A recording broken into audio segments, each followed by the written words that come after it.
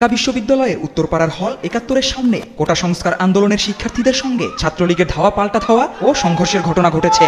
প্রিয় দর্শক, কোটা বিরোধী আন্দোলন নিয়ে ঢাকায় কিন্তু প্রচণ্ড মারামারি হচ্ছে।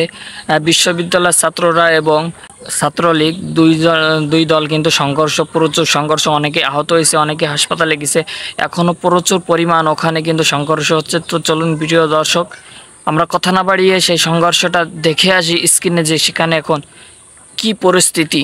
তো চলুন স্ক্রিনে।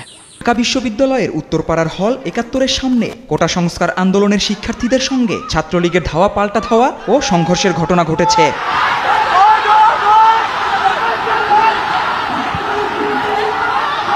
এ সময় পুরো এলাকা রণক্ষেত্রে পরিণত হয়। ছাত্রলীগ অবস্থান নেয় হলের ভেতরে। এ সময় দুই দিক থেকেই ইটপাটকেল নিক্ষেপ করা হয়।